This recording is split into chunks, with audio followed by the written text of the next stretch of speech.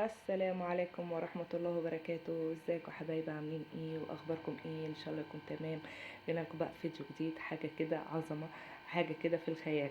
كنت نفسي اعملها وعملتها الحمد لله.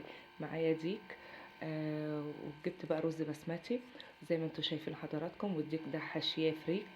يعني حاجة كده كان تحفة بجد، كان في منتهى الروعة، كأني جايباه من بره. بصوا طالعة بالصينية كده، كلهم قالوا ما شاء الله ما شاء الله الله اكبر. صلوا على الحبيب قلبكم يطيب. تعالوا بقى نشوف احنا عملنا الديك ازاي دوت والحلاوه دي ازاي. متنسوش بقى تدعموني وتعملوا لايك وشير وتفعلوا لي جرس عشان يوصلوا كل جديد. يا احلى متابعين. متنسوش بقى الصلاه على الحبيب. يلا نخش نشوف احنا عملنا ايه.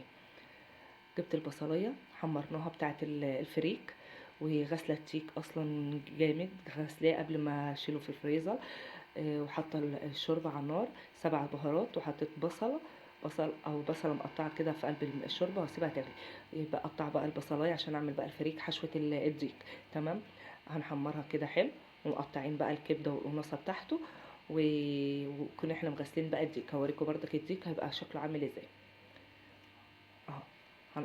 قطعنا معاكم الكبده وقطعناها مكعبات، وغسلنا بقى الديك اهو زي ما انتم شايفين حضراتكم، بنغسله حلو قوي، بالسمنه يفك والفريك اهو. يعني بصوا كل حاجه، والعرف بقى بتاع الديك ما شاء الله كان، ما شاء الله كان ديك حلو جدا، وطعمه كان جميل. حاجه كده جميله جدا اهو. هصفيه خالص من الميه وهنحشي بقى الفريك بتاعنا ونعمله بقى معاكم. معايا البصلايه اهو قدامكم، معايا البصلايه تتحمر بقى، تتشمع كده خالص. اللهم صل وسلم وبارك على سيدنا محمد وعلى اله وصحبه اجمعين. هنحط بقى كبد وقوانص ونحط الفريك ونشوحها كلها ببعضها. بقول لكم الشوربه اهي عشان برضك مش هتيجي المقطع اللي انا ايه سلقت فيه الشوربه. تمام. هنحمر بقى حلو كده اهو زي ما انتم شايفين، واحده واحده. بس مقطع الفريك والكبده هيتشوحوا كده من ورا الكاميرا. متنسوش بقى تدعموني وتعملوا لايك وشير وتفعلوا الجرس عشان يوصلكم كل جديد. يا احلى متابعين. هنعمل احلى اكله اكن جايبينها من بره بالظبط. مش هتعمل يعني، الناس هيقولوا لك لا انت جايباها من بره.